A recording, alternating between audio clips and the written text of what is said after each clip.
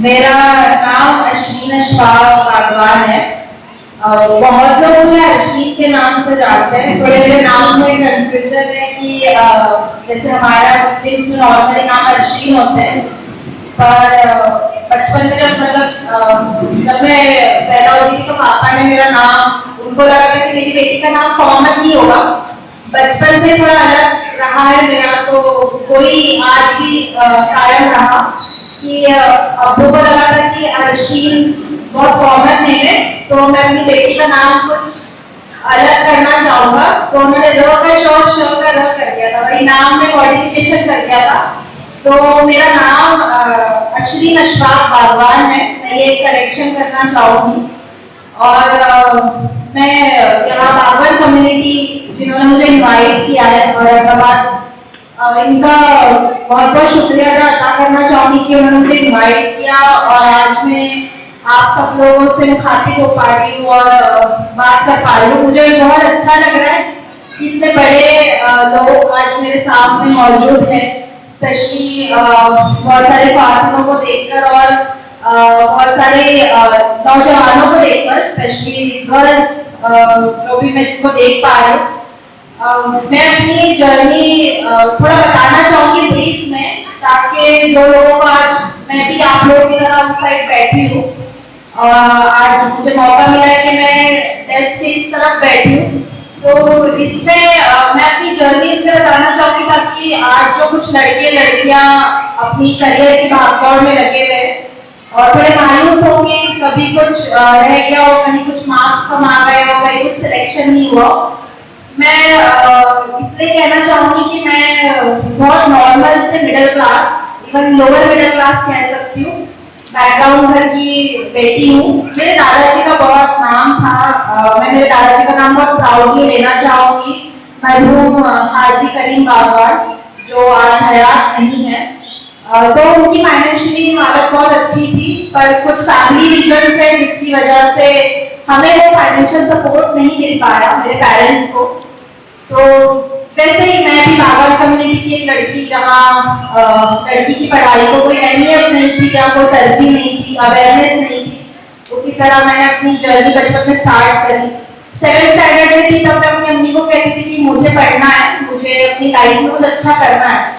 तो मेरी अम्मी कहती थी कि हंस देते थे कि हमने पढ़ाते नहीं बेटा, नहीं हो पाएगा, पढ़ाई नहीं हो पाएगी, 9th 10th कर लो शादी हो जाएगी। एंड इसी जिसमें मैं कहती नहीं मुझे तो करना है। और फिर ऐसे ही इसमें आगे बढ़ते हुए तब मेरे दादाजी ने एक जगह मेरा रिश्ता भी लगा दिया था बिना पूछे घर वालों को कि बस हो गया, आप 10th करेंगे अब शादी करा देंगे। बट ऐसे हुआ इत्तेफाकन, वो कहते हैं कि there is a way, there is a way, there is a will, there is way, मतलब जहाँ आपकी नियत हो वहाँ रास्ता है। तो उसी तरह मेरी नियत थी कि मैं अपनी पढ़ाई आगे मुकम्मल करूँ। तो मेरे 10th में 91% आए और मेरा बैनर लगा मेरे दादाजी की बखार के सामने ही, मतलब एग्जैक्टली उनकी बखार के सामने मेरे बैनर्स लगे, पूरे खोखोली में लगे। तो उनको पता चला कि अश्विन ने 10th का एग्जाम भी दिया था, मतलब मैंने अपना 10th का एग्जाम चुपके से दिया था। मेरे घर में किसी को पता नहीं था कि मैं 10th की तैयारी कर रही हूँ। 2 घंटे मैं अपनी एक दोस्त सानिया के घर जाती थी शाम में डेली, और पढ़ाई के लिए चुपके चुपके। मेरे पास किताबें भी नहीं थी, अगर मैं सच बताऊँ तो 10th की किताबें भी नहीं थी। बड़ी मुश्किल से मैंने 10th के एग्जाम दिए। मेरे पापा नहीं चाहते थे कि मैं 10th कंप्लीट करूँ, वो चाहते थे मेरी शादी हो जाए। और मैं अपनी दोस्त के घर जाती थी, 2 घंटे रोज पढ़ाई करके आती थी। और इसी सिलसिले मतलब अम्मी ने बहुत साथ दिया। अम्मी को पता था कि मैं एग्जाम दे रही हूँ, इसके अलावा किसी को नहीं पता था घर में कि मैं 10th के एग्जाम दे रही हूँ। चुपके चुपके एग्जाम दिए मैंने। जब रिजल्ट आया तब दादाजी को पता चला, घर वालों को पता चला कि इसके 91% आए हैं, बैनर्स लगे मेरे को गोली में। तो मेरे दादाजी ने बुलाना भेजा कि अश्विन को बुला कर लाओ। मतलब मुझे लगा तो डांट पड़ेगी, सुनाएगी मुझे बातें, क्यों पढ़ लिया, क्या कर रही हो। पर मेरे दादाजी, आई थिंक मेरी आधी जीत वहां हो गई। आज शायद मुकम्मल जीत हुई है मेरी सिलेक्शन के बाद, बट आधी जीत मेरी उस दिन हो गई थी जब मेरे दादाजी घर पे पेड़ों का डब्बा लेकर आए थे कि मैं अपनी पोती को पढ़ाना चाहता हूँ आगे। उन्होंने उस दिन डिसाइड किया। और उसके बाद 10th के बाद मेरे एक राजोपाध्याय सर थे स्कूल में, कॉलेज, उन्होंने मेरा सपोर्ट किया कि इसको डिप्लोमा करा दे। क्योंकि आपने वैसे भी 11th-12th के बाद इसकी पढ़ाई फिर रोक देंगे आपको, तो इससे अच्छा कोई डिप्लोमा डिग्री आ जाएगी हाथ में तो ये जॉब कर सकती है बाद में। तो मैंने ऐसे ही वहीं से डिप्लोमा खोपोली से डिप्लोमा किया इलेक्ट्रॉनिक्स एंड टेलीकम्युनिकेशन में, उसमें मैं डिस्ट्रिक्ट टॉपर रही, मैं पूरे जिले में मैंने टॉप किया डिप्लोमा में रायगढ़ में। और फिर वापस वैसे ही फेलिसिटेशन प्रोग्राम्स हुए, मेरे दादाजी को बुलाया गया खोपोली में, ब्राह्मण कम्युनिटी का फेलिसिटेशन प्रोग्राम था मेरे लिए, वहां पर उन्होंने बुलाया, उन्होंने कहा कि सर इसको पढ़ने दीजिए, ये आपका बहुत नाम कमाएंगे, इसको आगे बढ़ने दीजिए। तो मेरे दादाजी ने उस दिन मुझे बुलाया और कहा कि तुम्हें जितना करना है जो करना है तुम पढ़ो, बाकी उसे सब मैं देख लूंगा कौन क्या कहता है या बागवान कम्युनिटी में कौन क्या कहते हैं। ये बात जरूर मेंशन करना चाहूंगी कि मैं आज औरंगाबाद की बागवान कम्युनिटी से मिल रही हूँ। यहाँ पे थोड़ा एजुकेशन को लेकर ज्यादा अवेयरनेस है, थोड़ा और बच्चे पढ़ रहे लिख रहे जितना भी मैं जान रही हूँ। बट मैं बिलोंग करती हूँ जलगांव से, मतलब जलगांव की बागवान कम्युनिटी से बिलोंग करती हूँ, जहाँ पे पढ़ाई को इतनी अहमियत नहीं है, स्पेशली गर्ल्स की तो और भी नहीं है। तो वहाँ तो और मेरे बारे में बहुत तरह की बातें भी उठी, मुझे सुनने में भी मिली, मैं उसको भी बताना चाहूंगी आप लोगों से थोड़ी देर के बाद। तो ये रहा कि मेरी एजुकेशन इस तरह कंप्लीट हुआ, डिप्लोमा के बाद मैं डिग्री के लिए बीटेक इलेक्ट्रॉनिक्स एंड टेलीकम्युनिकेशन में मैंने इंजीनियरिंग कंप्लीट की Vishwakarma institute of technology Pune से, पुणे यूनिवर्सिटी से।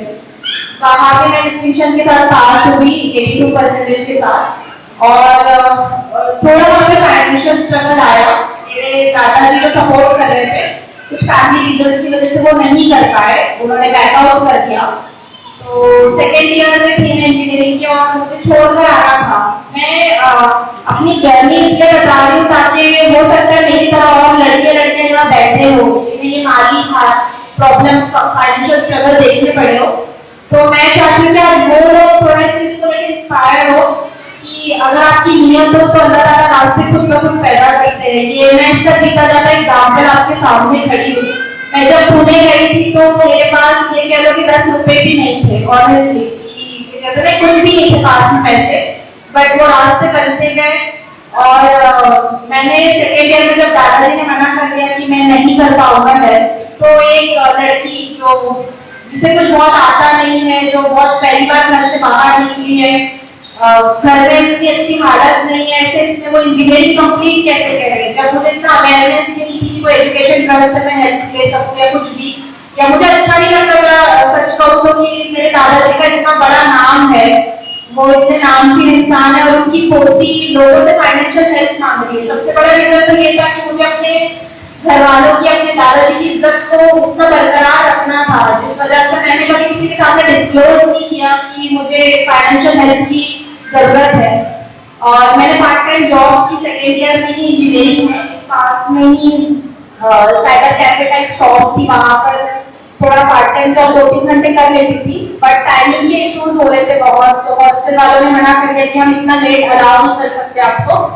पापा को बता देते तो फिर घर वालों को तो पता ही नहीं था कि मैं इतने फाइनेंशियल प्रॉब्लम देख रही थी। मेरे पापा को लगा कि मेरे दादाजी हेल्प कर रहे हैं, उन दोनों में सब बातचीत थी नहीं, तो पता था नहीं कि नहीं हो रही है, मतलब अलग अलग रहते थे। तो ये सब चीजें चली और मैंने बड़ी मुश्किल से खिदमत ट्रस्ट मुंबई का बहुत शुक्रिया अदा करूंगी कि उन्होंने मुझे बहुत सपोर्ट किया और उन्होंने मेरी पार्ट में 3rd ईयर फाइनल ईयर की फीस के लिए मुझे हेल्प किया। और इसी तरह इंजीनियरिंग कंप्लीट हुई। इंजीनियरिंग कंप्लीट करके मेरी प्लेसमेंट हो चुकी थी, मुझे कॉलेज प्लेसमेंट भी हो गई थी, बैंगलोर में जॉब लग गई थी with a good package. But मन में हमेशा से ही था, जब भी छोटी सी बचपन से तभी कि जब रास्ते में देखती थी कि कोई किसी के पैर में चप्पल नहीं है, कोई गरीब बच्चों को देख लो, कोई मजलूम को देख लो, ऐसा लगता है कि मैं कुछ कर पाऊँ उस लोगों के लिए, मतलब मेरी जिंदगी बेकार है अगर मैं इन लोगों के लिए कुछ कर नहीं पाई। तो हमेशा से वो एक जज्बा था जिसकी वजह से मैंने सिविल सर्विसेज की तरफ अपना रुझान किया। और सिविल सर्विसेज में मैं हज कमेटी ऑफ इंडिया में रही 1 साल, वहाँ पर एंट्रेंस एग्जाम क्वालिफाई करके वो एडमिशन देते हैं। वहाँ पर रहने के बाद जामिया इस्लामिया बहुत प्रेस्टिजियस इंस्टीट्यूट है, लोगों के वहाँ पे एडमिशन होते नहीं है जल्दी, हजारों की तादाद में वहाँ लोग एग्जाम देते हैं, उसमें से हम 800 बच्चों को सिलेक्ट करते हैं हर साल। और मुझे लगता था कि मेरी पढ़ाई इतनी स्ट्रॉन्ग नहीं है, मैं एकदम नई बच्ची हूँ, कहाँ से मैं इतने दिल्ली, यूपी, बिहार जैसे बच्चों को कम्पीट कर पाऊंगी। महाराष्ट्र के छोटे से डिस्ट्रिक्ट की, छोटे से गांव की लड़की कहाँ कम्पीट कर पाऊंगी, बट फिर भी मैंने बिस्मिल्लाह करके एग्जाम दे दिया जामिया का। एंड माशाल्लाह से मेरी बहुत अच्छी रैंक 20 रैंक से मेरा सिलेक्शन हो गया जामिया इस्लामिया में। और उसके बाद हर साल मैंने वो एग्जाम क्वालिफाई किया, गुड रैंक की। एक टाइम ऐसा आ गया था कि जामिया के प्रोफेसर टीचर से मुझे बुलाते थे कि गाइड करो हमारे बच्चों को कि वो एंट्रेंस क्लियर कर पाए जामिया इस्लामिया के लिए। अल्हम्दुलिल्लाह। तो ये सिचुएशन रही कि मैं जामिया ने बहुत सपोर्ट किया। अगर जामिया इस्लामिया यूनिवर्सिटी नहीं होती तो शायद मैं बहुत पहले गिव अप कर चुकी होती। बिहार पब्लिक सर्विस कमीशन में जब मेरे इंटरव्यूज चल रहे थे, मॉक इंटरव्यूज थे, इसमें 3 स्टेजेस होते हैं, कई लोगों को इसकी जानकारी नहीं होगी। हर पब्लिक सर्विस कमीशन के 3 स्टेजेस होते हैं, प्रीलिम्स, मेंस, इंटरव्यू।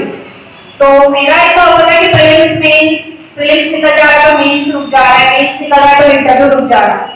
ये पिछले 7 साल की मेरी कहानी है।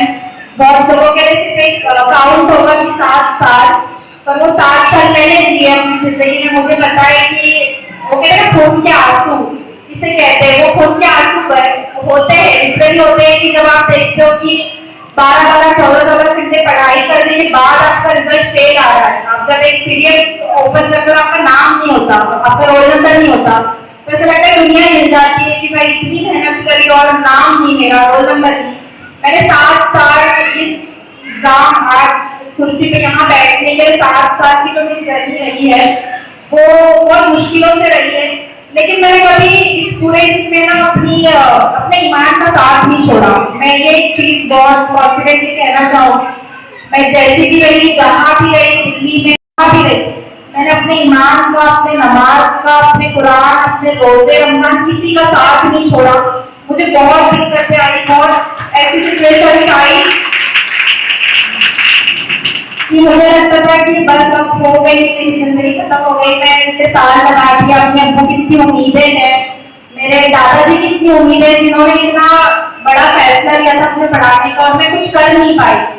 तो मैं बहुत निराश हताश हो जाती थी। बट जैसे ही मैं होती थी मैं जानमाज की तरह बैठ जाती थी कि नहीं, अल्लाह ताला है, मेरे लिए रास्ते निकलेंगे। जैसे उन्होंने मुझे यहाँ तक लाया है तो इसके आगे भी वही मुझे ले जाएंगे। हम कौन होते हैं? मैं आज आप लोगों के सामने खड़ी हूँ, मैं कोई नहीं हूँ, मैं भले एक औहदे पे पहुंच गई हूँ, लेकिन मैं आज भी अल्लाह की वही बनती हूँ जिनके बिना मैं यहाँ से यहाँ भी नहीं चल सकती। मतलब मेरे अंदर कोई ताकत नहीं है, अगर अल्लाह ताला मुझे चाहे तो उठा दे, चाहे तो गिरा दे। तो यही सोच थी मेरी हमेशा से। और जब बिहार में एग्जाम के लिए मॉक इंटरव्यू में मेरे सामने बहुत बड़े बड़े ऑफिसर्स बैठे, like commissioner, IAS officers, IPS officers, retired IAS IPS officers, तो वो लोगों का यही सवाल था कि भाई महाराष्ट्र से बिहार कैसे, मतलब महाराष्ट्र के लोग बिहार का एग्जाम क्वालिफाई करें, ये थोड़ा हमारे लिए शॉकिंग है कि आप महाराष्ट्र की लड़की है। बिहार के एग्जाम्स के अलग वो चाहिए होता है, बिहार के बच्चे ऑलरेडी इतने पढ़ाई में अच्छे होते हैं, कॉम्पिटिटिव होते हैं, बिहार के सब्जेक्ट्स अलग है, हमें वो सब पढ़ना पड़ा, मुझे बहुत दिक्कतें आई इन सब चीजों में, लेकिन अल्हम्दुलिल्लाह हो गया। तो मैंने यही कहा कि सर मैंने कभी हार मानना नहीं सीखा अपनी जिंदगी में, चाहे सिचुएशन जो भी हो, चाहे लोगों ने कहा कि छोड़ दो पढ़ाई कुछ नहीं हो रहा, लोगों ने कहा कि दिल्ली से वापस आ जाओ, पुणे से वापस आ जाओ, बट मैंने अपनी हिम्मत नहीं हारी। मैं इसके पीछे एक स्टोरी और बताना चाहूंगी कि मैं पिछले 2-3 साल से एकदम गायब हो गई थी। यहाँ मेरे एक बड़े बैठे हैं जो बशवास है, उनको भी पता होगा कि मैं 2-3 साल से बिल्कुल गायब हो गई थी यहाँ से, कि मुझे अच्छा नहीं लगता था, सच कहूँ तो रिजल्ट नहीं आ रहा था, बहुत मायूसी हो गई थी कि पता नहीं क्या करूँ जो मेरा रिजल्ट पॉजिटिव आए। तो मैंने हर शादी में, हर जगह जाना बंद कर दिया, मैं कहीं नहीं जाती थी, ना किसी फंक्शन में, प्रोग्राम में, ना शादी में। तो मेरे बारे में जलगांव में एक अफवाह बनी कि मैंने निकाह कर लिया है चुपके से, और मतलब पता नहीं और भी तरह तरह की अफवाहें कि मैंने निकाह कर लिया है, मैं चली गई हूँ छोड़कर, मैं हूँ नहीं। सच कहूँ तो ये जब सुनती थी ना मैं, तो रोना बहुत आता था, बहुत बुरा लगता था कि मैंने इतनी इज्जत संभाल कर रखी अपनी, अपने घर वालों की, अपने दादाजी की, बागवान कम्युनिटी की, और फिर भी मेरे बारे में ये अफवाह फैलती है कि मतलब मैंने निकाह कर लिया चुपके से। मैं तो चाहती हूँ जलगांव में मेरा जरूर एक प्रोग्राम हो और उन्हीं लोगों के सामने मैं खड़ी रहूं और इंशाल्लाह मेरा इनका जब भी होगा मैं सबको जरूर इनवाइट करूंगी। पर ये आज मुझे इसलिए कहना पड़ा कि बहुत बड़े सब बैठे हैं मेरे बीच में और मैं इसलिए कहना चाहती हूँ कि प्लीज अगर कोई अपनी जिंदगी में आगे अच्छा करना चाह रहा है, कोई कुछ करना चाह रहा है, तो उसको पीछे मत खींचो। उसको हमेशा किसी की बेटी के लिए बोलने के लिए 10 बार सोचो कि भाई मेरे किसी भी बोलने से, किसी भी चीज से, किसी की इज्जत पर क्या आ सकती है या क्या फर्क पड़ सकता है। एक पल पे मेरे अब्बू ने ये कह दिया कि तुम छोड़ दो, आ जाओ वापस। मेरे अम्मी अब्बू ने प्रेशर करना स्टार्ट कर दिया। पिछले 1 साल से मैं समझो इतनी प्रेशर में जो सपोर्ट मुझे घर से था वो सपोर्ट भी मेरा चला गया था। पिछले 1 साल से मैं घर वालों से बहुत कम बात कर रही थी, हार्डली 3 या 4 दिन से एक बार मेरी बात होती थी घर में, क्योंकि जब भी बात होती थी घर आ जाओ, सब लोग ये बातें बना रहे, वो बातें बना रहे। हालांकि मैं ये जरूर कहूँगी कि अगर मेरे अम्मी अब्बू सपोर्टिव नहीं होते तो मैं यहाँ तक कभी पहुँचती भी नहीं। उनका बहुत बड़ा रोल रहा है, वो सोसाइटी का, समाज का बहुत प्रेशर रहा उन पर, बट उनका बहुत बड़ा रोल भी रहा है कि अगर वो सपोर्ट नहीं करते तब तक तो मैं यहाँ तक भी नहीं पहुँचती जहाँ मतलब मैं आज खड़ी आप लोगों को दिख रही हूँ। और जैसे सादिक सर ने बताया है इसमें कि मेरे दादाजी का रोल, मुझे लगता है जैसे कहते हैं ना कि एक आदमी की कामयाबी के पीछे औरत का हाथ होता है, तो मैं ये भी कहना चाहूंगी कि औरत की कामयाबी के पीछे भी आदमी का हाथ होता है। मेरे दादाजी का बहुत बड़ा रोल रहा।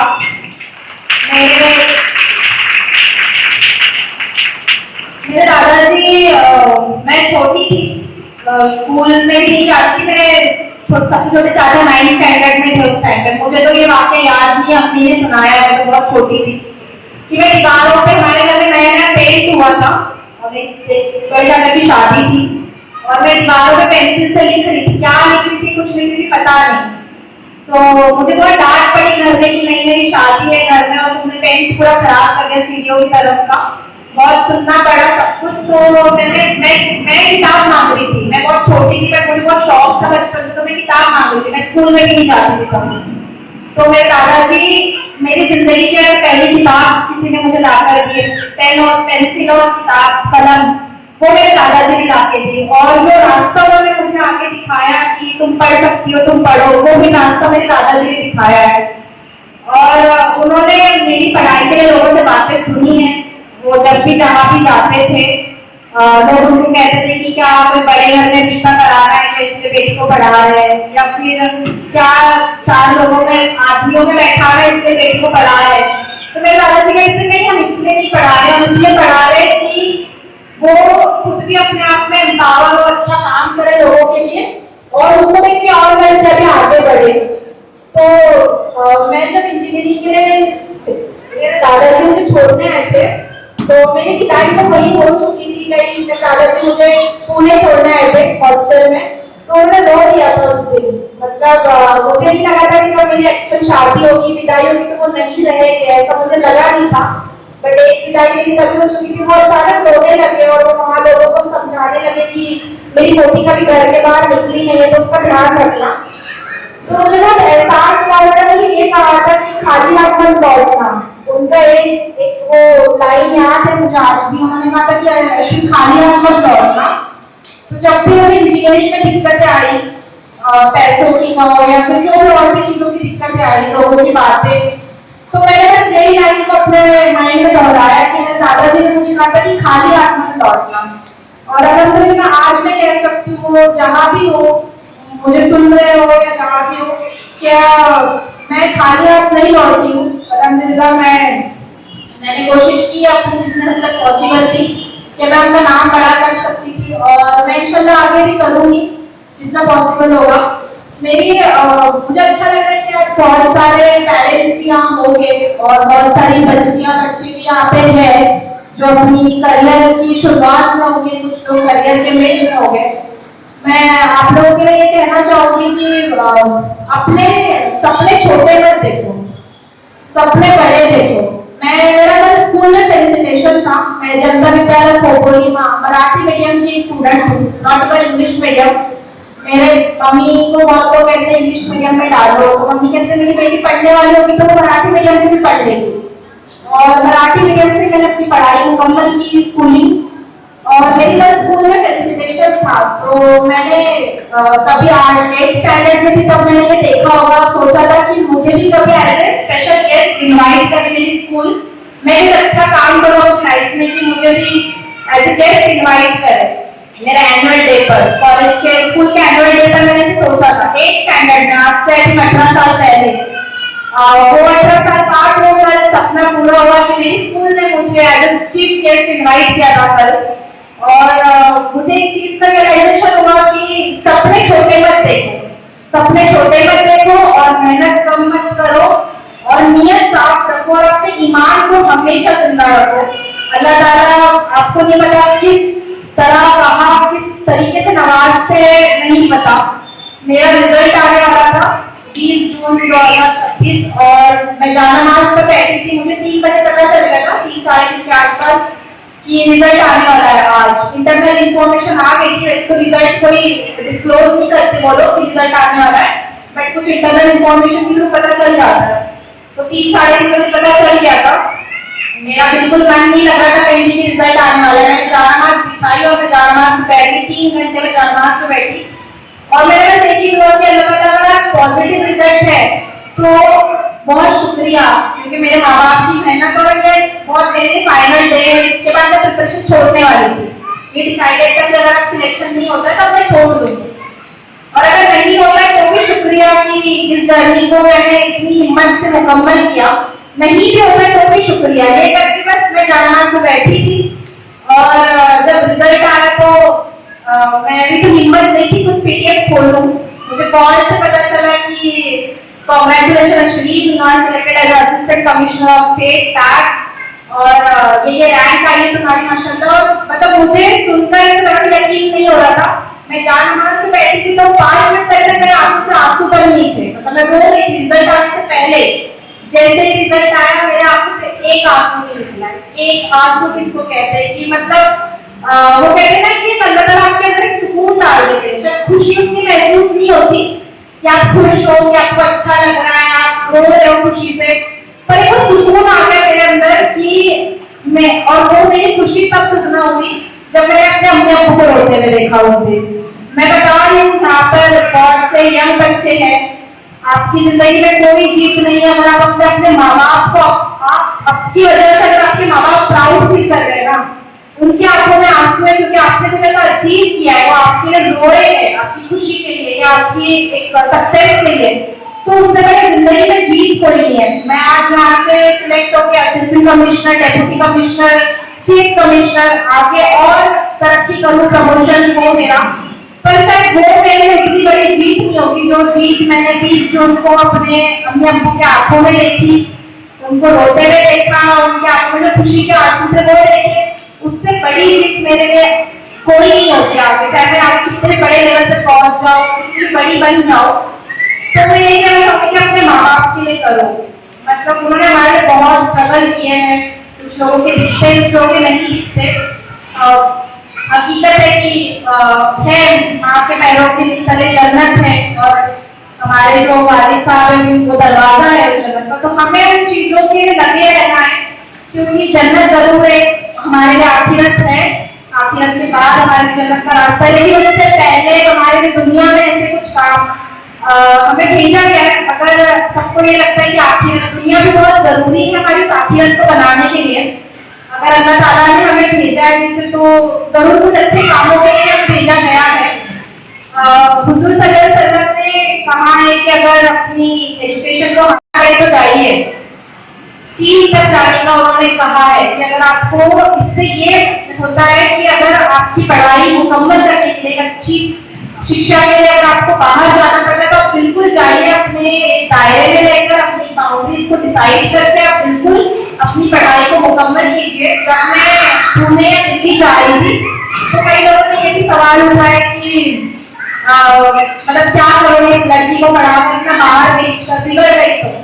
मुझे आज ये कहना है बहुत सारे पेरेंट्स से कि माहौल से हम नहीं होते, हमसे माहौल होता है। मतलब मेरा ये कहना है कि हम जिस तरह से रहेंगे हमारा माहौल उस तरह से बनेगा। मैं जिस कॉलेज में थी, मेरा कॉलेज बहुत वेस्टर्न कॉलेज था, बहुत वहाँ पे छोटे छोटे कपड़े पहन के लड़कियां आते थे, लड़के मतलब जिनका जो लिबास था वो बहुत मॉडर्न टाइप का था। बट मैंने अपना कभी अपना लिबास नहीं छोड़ा, मैंने अपना कभी अपना तौर तरीका नहीं छोड़ा।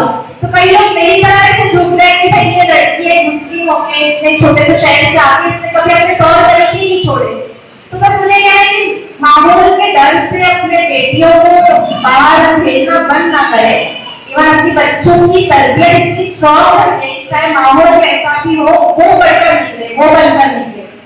तो मुझे बस ये कहना है कि अपने सपने छोटे नहीं देखो, सपनों को बड़ा रखो, जितना सोच सकते हो सोचो, उसके लिए मेहनत करो और दुआ जरूर करो। मैं अगर आज खड़ी हूँ तो शायद मेरी मेहनत बहुत पहले हो चुकी थी, बहुत मेहनत पहले कर चुकी थी। मैं आज जो खड़ी हूँ दुआओं की वजह से खड़ी हूँ, मेरे माँ बाप की दुआएं, लोगों की दुआएं, दुआएं लेना मत छोड़ो। और जो भी स्ट्रीम में जाना चाहते हो, आज मैं सिविल सर्विसेज की स्ट्रीम में आई हूँ, और भी कई सारे स्ट्रीम्स है, साइंस आर्ट्स में, टीचिंग लाइन है, मेडिकल है, इंजीनियरिंग है। जो भी स्ट्रीम में जाना चाहते हो बिल्कुल जाइए, उसकी अपनी मेहनत करिए, बस एक जज्बे के साथ कि जरूर कौम की तरक्की जरूरी है, जरूर कम्युनिटी की तरक्की जरूरी है, लेकिन मैं इस बार एक चीज ऐड करना चाहूंगी कि इंसानियत की तरक्की भी बहुत जरूरी है आज के टाइम में, जहाँ पर लोगों की हेल्प नहीं करते जल्दी। इंसानियत कहीं ना कहीं पहले जैसी रही नहीं है, लोगों के दिल साफ नहीं है, उसको प्लीज दोबारा जिंदा कीजिए। इंसानियत के लिए अपने बच्चों को भी पढ़ाइए और उनको यही सर्विस दीजिए कि देखो बेटा, सामने कोई भी मजलूम हो, चाहे वो कोई भी कम्युनिटी से हो, कोई भी धर्म से हो, हमें उसकी हेल्प करनी है।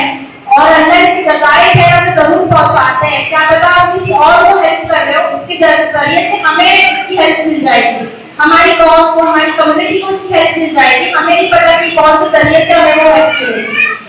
तो ये आपकी बच्चे को मैं कहूँगी कि हौसला मत हारना, चाहे जितनी भी डिफिकल्टीज आई है। मैंने ऐसे भी दिन देखे हैं, मुझे ये बताना अच्छा नहीं लग रहा है, मैंने ऐसे भी दिन देखे कि जहाँ मैंने एक ट्रक का खाना खा के भी दिन निकाले। जब मैं सेकेंड ईयर में थी, मेरी जॉब लगी थी पार्ट टाइम, तो सिचुएशन ऐसी थी कि मैं घर पे ना हो सकती थी और मुझे पता था मुझे पढ़ना है। अगर मैं घर पे ये बात बताती कि मेरी इतनी दिक्कतें आ रही है तो मुझे बुला लेते वापस, मेरे अब्बू बुला लेते, अम्मी बुला लेते, इसलिए मैंने छुपाया।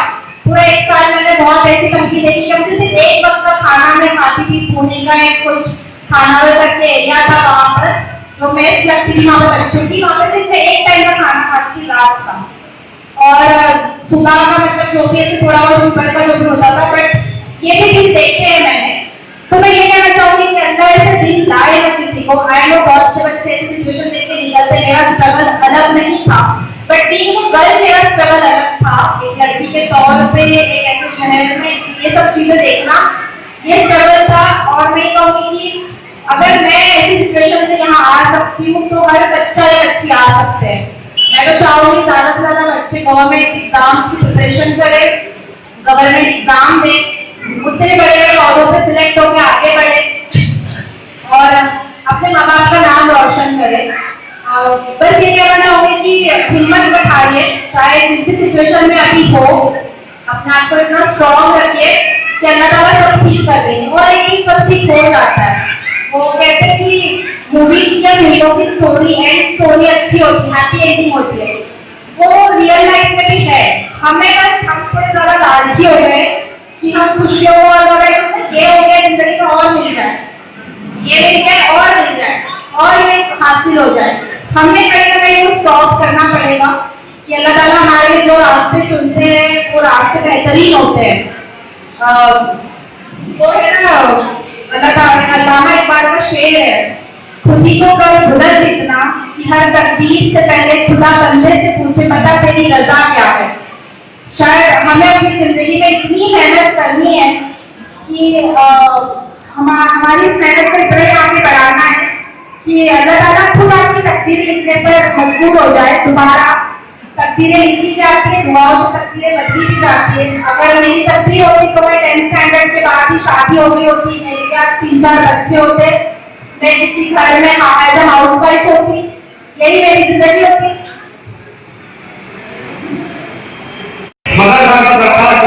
जो हमारे जमीन क्रांति के इस्तेमाल है।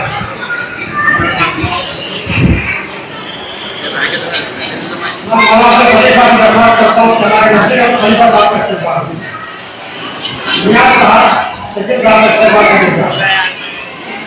इसका आता नहीं करता जब तक तुम उसे सब कुछ अपना दे न दो और तस्दीक होती है। इस मुश्किल तरीन मुहिम को सर अंजाम देने वाले शख्सियत का नाम मोहतरमा शेख तशरीफ अशफाक बागवान है, जिन्होंने इस दुश्वार मरहले को तय करके नुमाया कामयाबी हासिल की। उसको उतार चढ़ाव आते रहे लेकिन हौसला नहीं हारा। जब बिहार पब्लिक सर्विस कमीशन का ऐलान हुआ तो जल्दों की साकिना मौजूदा खपोली जिला रायगढ़ महाराष्ट्र की बेटी का नाम भी उसको शामिल था, जो आज हमारे इस्तकबाल तकरीर की मेहमान खसूसी है। तो जल्द ही असिस्टेंट कमिश्नर के अहदे पर फाइल होने वाली है। ये जानने की दोस्तों एक सरकारी मुलाजिमत हासिल करने का नाम नहीं है, बल्कि बिरादरी की उस बेटी की फतेह है। दूसरा अफसर मोहम्मद फारूक चौधरी, दूसरा अफसर मोहम्मद फारूक चौधरी,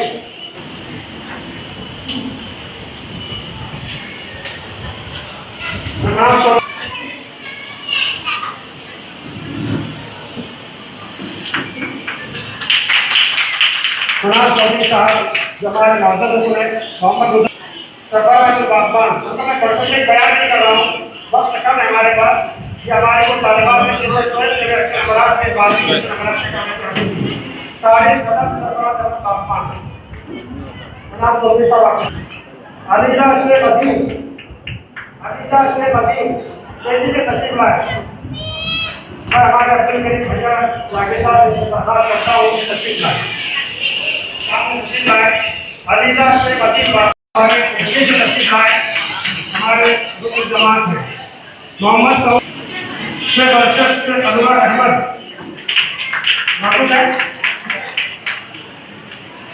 मोहम्मद तौहीद अच्छे माया कामयाबी हासिल किए। हफीज चौधरी साहब आपका इस्तेमाल करने जा रहे हैं। इसी तरह कुछ बच्चों ने किया है, आपका इस्तेमाल करें। इसी तरह मोहम्मद अकबर बागवान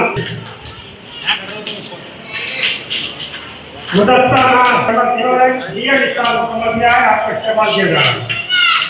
इसी तरह शेख अरबाज शेख नजीर बागवान, ये बच्चे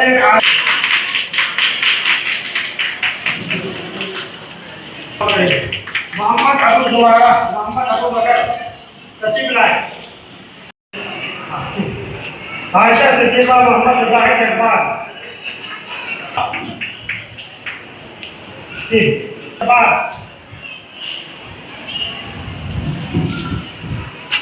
शेख फरमान आसिफ, आप इस्तेमाल आसिफ। आयशा मोहम्मद अदील बागवान, कोई कहना मोहम्मद अनवर बागवान तस्लीम लाए। और सिद्रा अंजुम अब बारी है उन तलवार जिन्होंने इसी में नुमाया कामयाबी हासिल की है। मैं आवाज़ इन्हीं की तवज्जो से अल्हम्दुलिल्लाह कुरान हमारा कामयाबी साबित होने जा रहा है। इनकी लोग इसी तरह महबूब फातिमा मोहम्मद अब्दुल नसीर, अजीबा मोहम्मद अब्दुल बागवान,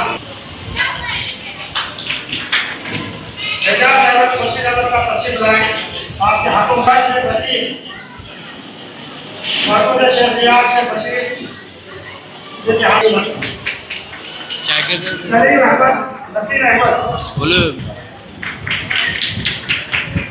मोहम्मद अयूब मोहम्मद अयूब साहब है। नदी का इस्तेमाल मियां साहब करने जा रहे हैं। हर सवाल शेख मोहम्मद रियाज भाई हमारे फूल वाले इस्तेमाल करने जा रहे हैं। आयशा शेख इरशाद बागवान है मौजूद।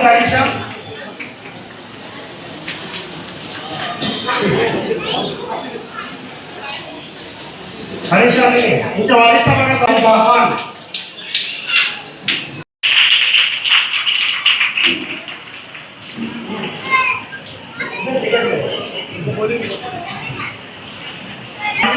इस्तेमाल करें। इसी तरह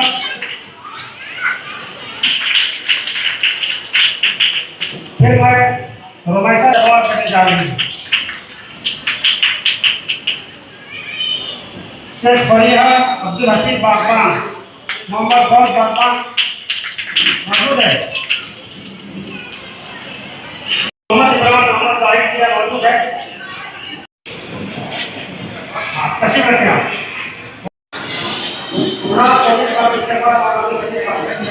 बच्चे थोड़ा सामने आ जाए, फोटो लेना है। नियाज साहब से दरखास्त है।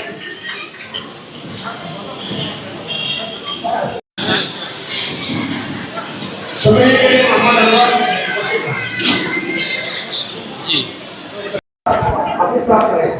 नसीर मियां बिल्कुल वाले इस्तेमाल करेंगे। मोहम्मद आसिफ मोहम्मद सलीम शेख मुसफिर शेख मोहम्मद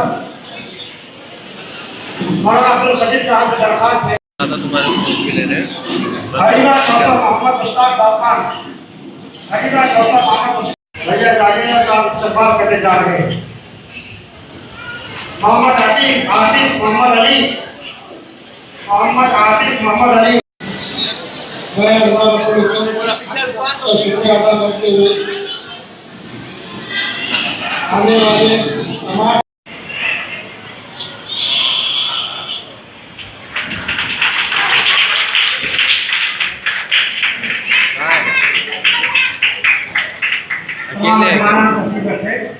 अब हमारा बच्चे और बच्चियों का इस्तेमाल जिन्होंने विस्तार हमारे 10वीं में और 12वीं में इसी तरह तो खत्म हुए बाद ही जाते हो।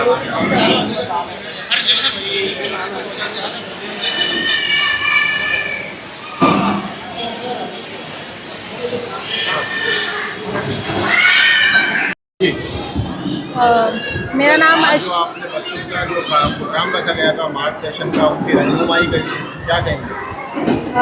ये ऐसे प्रोग्राम्स होने चाहिए। मुझे बहुत अच्छा लगा कि यहाँ की बागवान कम्युनिटी औरंगाबाद ने ऐसा प्रोग्राम ऑर्गेनाइज़ किया। स्पेशली मैं थैंक्स करना चाहूँगी सादिक सर का, जिन्होंने इस चीज़ को इनिशिएटिव को और आगे बढ़ाया और मुझे इनवाइट किया, ताकि ऐसे प्रोग्राम से बच्चों की हौसला अफजाई होती है कि आज एक दीदी ने करा है तो हम भी कल कुछ कर सकते हैं अपनी लाइफ में और आगे बढ़ सकते हैं। तो ऐसे प्रोग्राम्स होने चाहिए। कंडक्ट मंथली या 4 महीने में 3 महीने में ऐसे प्रोग्राम्स कंडक्ट होते रहते हैं। आजकल का दौर जैसे मोबाइल कंप्यूटर लैपटॉप में बच्चे ज़्यादा बिजी है, पढ़ाई की तरफ कम तवज्जो है, उन्हें किस तरह से अपना भविष्य देखना चाहिए? मैं तो मिलेनियल जनरेशन की हूँ, बट अभी जो जेनजीज की जनरेशन आई है जो ज़्यादातर ऑनलाइन प्लेटफॉर्म्स या फेसबुक इंस्टाग्राम इन सब का यूज़ कर रही है। सोशल मीडिया ठीक है कुछ हद तक, बट उसका जो अगर एक्सेसिव यूज़ हो जाए या ज़्यादा इस्तेमाल करने लग जाए तो बच्चे भटक सकते हैं अपनी राह से, अपनी पढ़ाई से डिस्ट्रैक्शन हो सकता है। और फिर बहुत मेंटल इश्यूज़ भी आने लगे, आजकल मेंटल इलनेस होने लगी है ज़्यादा सोशल मीडिया के यूज़ से। तो मैं इसमें कहना चाहूँगी कि बच्चों को खुद भी ज़िम्मेदार होना चाहिए कि हमें किस हद तक इसका यूज़ रखना चाहिए, प्लस पेरेंट्स को भी एक थोड़ी स्ट्रिक्ट पेरेंटिंग सोशल मीडिया के मामले में करनी चाहिए। यंग पीढ़ी देखा जाए, नौजवान बच्चे जो नशे की तरफ ज़्यादा मुतवज्जो हो गए, पढ़ाई लिखाई या काम काज पर ध्यान नहीं आ रहा है, उन्हें क्या मैसेज? एक बहुत वेस्टर्न फ़िलासफ़र है, महान वेस्टर्न फ़िलासफ़र, उन्होंने कहा है कि एजुकेशन एक ऐसा हथियार है जिससे आप अपनी ज़िंदगी में जो चाहे वो बदलाव ला सकते हैं। मैंने एजुकेशन के थ्रू अपनी ज़िंदगी में बदलाव लाया कि मैं आज एज असिस्टेंट कमिश्नर आप लोग के सामने खड़ी हूँ। तो ये आपको डिसाइड करना है, मैं उन बच्चों के लिए कहूँगी कि आपको डिसाइड करना है कि आपको पढ़ाई के हथियार को चूज़ करके आपकी लाइफ में एक अच्छे ओहदे पे जाना है या फिर एक नॉर्मल सी साधारण सी ज़िंदगी गुजारनी है। तो ये पेरेंट्स को क्या मैसेज देंगे? बच्चों के सपनों को इम्पोर्टेंस दो, उनको जो पसंद है नापसंद है उन चीज़ों को ध्यान दो कि वो लाइफ में जो करना चाहते हैं उनका इंटरेस्ट किस स्ट्रीम में है, किस सर्विस में है, किस सेक्शन में है, और उसके अकॉर्डिंग उनके लिए आगे बढ़िए, ना कि अपनी जो पर्सनल एस्पिरेशन या इच्छा है उनको थोपे बच्चों पर। पेरेंट्स को कहेंगे और सपोर्ट करो। बच्चे पहले अटैम्प्ट में दूसरे अटैम्प्ट में फ़ेल हो गए, इवन नीट का ले लो, सिविल सर्विसेज का ले लो, बट उनको हेल्प करो, उनको सपोर्ट करो ताकि वो आगे अपना कंप्लीट कर सके, मुकम्मल कर सके। आपका नाम? मेरा नाम अशरीन अशफाक बागवान, मैं खोपोली रायगढ़ ज़िले से बिलोंग करती हूँ और मेरा बिहार पब्लिक सर्विस कमीशन में as assistant commissioner of state tax की पोस्ट पर सिलेक्शन हुआ है। Thank you. आज का जो प्रोग्राम रखा गया था बागवान एजुकेशन ट्रस्ट महाराष्ट्र की तरफ से जानिब से औरंगाबाद, ये जो बच्चों के फैसिलिटेशन का प्रोग्राम था हिफ्ज़ अफजाई के लिए, जो 10th और 12th पास हो चुके हैं उनके हिफ्ज़ अफजाई के लिए और आगे क्या गाइडेंस क्या होना चाहिए, उनको कैसा पढ़ना चाहिए, उसके ऊपर ये प्रोग्राम रखा गया था।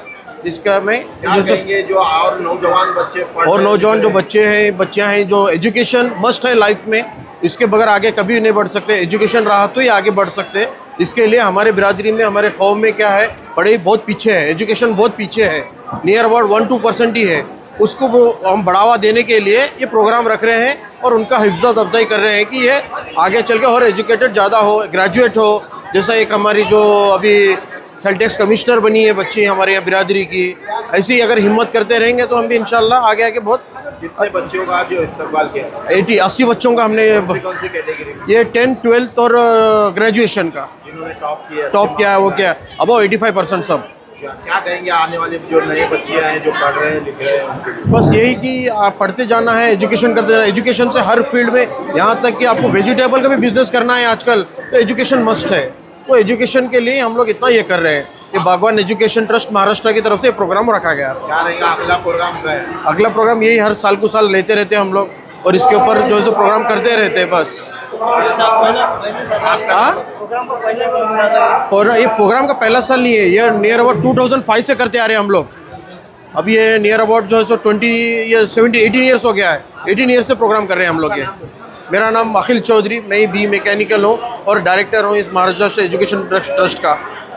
जी, महाराष्ट्र भर में हमारा बागवान एजुकेशनल ट्रस्ट, बागवान बिरादरी के अंदर बच्चियाँ, हमारे बच्चे तलबा और तालिबात तालीम के मेयार के अंदर ऊंची से ऊंची तालीम हासिल करना, हायर से हायर एजुकेशन हासिल करना, इस मकसद को लेकर 21 जुलाई 2006 को इस ट्रस्ट की हमने सोलापुर के अंदर इसकी बुनियाद डाली, जिसके सदर रहे हमारे जब्बार शेख और हमारे नसीर अहमद खलीफा इसके सेक्रेटरी है।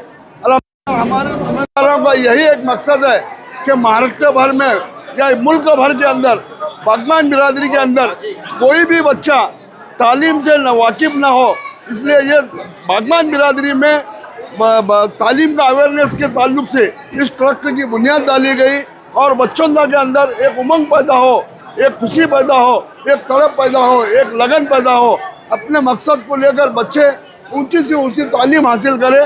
इस मकसद को लेकर आज का ये महाराष्ट्र बागवान एजुकेशन ट्रस्ट के ज़ेर एहतमाम औरंगाबाद बागवान एजुकेशन ट्रस्ट की जानिब से ये प्रोग्राम रखा गया था। अल्हम्दुलिल्लाह इस प्रोग्राम में सभी जिम्मेदार आए थे और औरंगाबाद शहर के सभी जिम्मेदार मौजूद थे। प्रोग्राम बेहद कामयाब रहा और हम तमाम से गुजारिश करते हैं कि आप इसी तरह हर साल प्रोग्राम लेते जाइए और अपने बच्चों की हौसला अफजाई करती जाइए। अल्लाह हाफिज़। आपका नाम? मेरा नाम मुनीर चौधरी, मैं महाराष्ट्र एजुकेशन ट्रस्ट का अध्यक्ष सोलापुर में रहता हूँ। हाँ बोलिए। जी, आज जो ये प्रोग्राम रखा गया बागवान बिरादरी की जानिब से, क्या कहेंगे? ये बागवान बिरादरी की तरफ से ये जो 10वीं 12वीं के जो बच्चे पास हुए, तो हमारे युवाओं ने सोचा हुआ है कि उनके हौसला अफजाई के लिए क्यों ना हम एक प्रोग्राम रखें। तो अल्हम्दुलिल्लाह हमने सब ने, युवाओं ने और हमारे सरपरस्त लोगों ने जो हमारे बिरादरी के, उन्होंने मैंने रखना चाहिए। बच्चों को, नौजवान बच्चों को हौसला होगा और उनको इनामात, प्रोग्राम उन्हें इनामात भी देना चाहिए और उनके अफसर अपने कमिश्नर जो हमारे अर्शी ने, उनको भी बुला के उनका हौसला अफजाई के लिए करें हमने। बस इतनी बात बोल के मैं अपनी बात को ख़त्म करता हूँ। मेरा नाम मुख्तार अहमद मन्नू चौधरी। आज जो प्रोग्राम रखा गया उसके ताल्लुक से? हाँ, ये प्रोग्राम का मकसद हमारा ये था कि हमारी जो बागवान बिरादरी है, इनके जो बच्चे हैं, जो हमारी आने वाली नवी नस्ल है, तो ये पीढ़ी हमारी आगे पढ़ी लिखी हो, बिजनेस में तो माइंडेड हो। ऐसा ही नहीं कि एक ही फील्ड है हमारी कि पढ़ लिख कर डॉक्टर इंजीनियर नहीं बनना है, बल्कि हमारा जो फील्ड है, हमारे बाप दादाओं का जो काम चलते आ रहा है फ्रूट और वेजिटेबल्स का, ये बिज़नेस को उन्होंने अच्छे लेवल पर लेके जाना और बड़े लेवल पर बड़े काम करना, इसके लिए इल्म का होना ज़रूरी है। हम चाहते हैं कि हमारी बिरादरी पीछे ना रहे, हमारे बच्चे जो है तो पढ़ लिख कर आगे बढ़े, आगे बढ़कर जो है तो नया नाम जो है तो काम शुरू करें। जो बच्चों के लिए आज बागवान बिरादरी की तरफ से हौसला अफजाई के लिए कार्यक्रम रखा गया था, क्या कहेंगे? ये बागवान एजुकेशन ट्रस्ट जो है 20 साल से ये बच्चों के लिए इनेकाद कर रहा है, अपना इस्तेमाल प्रोग्राम कर रहा है, उनके रहनुमाई कर रहा है, उनके स्कॉलरशिप के इंतजाम कर रहा है, उनका कास्ट सर्टिफिकेट के लिए रहनुमा कर रहा है। तो बागवान एजुकेशन ट्रस्ट ने जो 20 साल पहले से प्रोग्राम शुरू किया है, आज तक अल्हम्दुलिल्लाह काम जारी है और आगे भी कायम रहेगा। इसके लिए बच्चों का अफजाई होती है, उसके पास गाइडेंस मिलता है, कैरियर गाइडेंस है वो दिया गया है। इसके लिए बागवान एजुकेशन ट्रस्ट हमेशा कोशिश करता रहेगा और हमारे यूथ हमेशा हर साल ये प्रोग्राम मुनक़्क़िद करते रहेगी इंशाअल्लाह। हाँ बोलिए। ये हमारे महाराष्ट्र सोसाइटी ट्रस्ट ने प्रोग्राम रखा था, फेलिसिटेशन प्रोग्राम था 10-12 के बच्चों का, जिसमें हमारी मोहतरमा अशीन अशफाक बागवान तशरीफ़ लेकर आई थी और हम उनका तहे दिल से शुक्रिया अदा करते हैं कि उन्होंने यहाँ पर आया और हमारे बच्चों को सही तरीके से गाइडलाइन किया कि बच्चे आगे 10th के बाद 12th के बाद किस तरह से पढ़ा जाए। हम उनका तहे दिल से शुक्रिया अदा करते हैं और हम बागवान यूथ फाउंडेशन जो प्रोग्राम को कामयाब किया, हम उनका भी तहे दिल से शुक्रिया अदा करते हैं। बस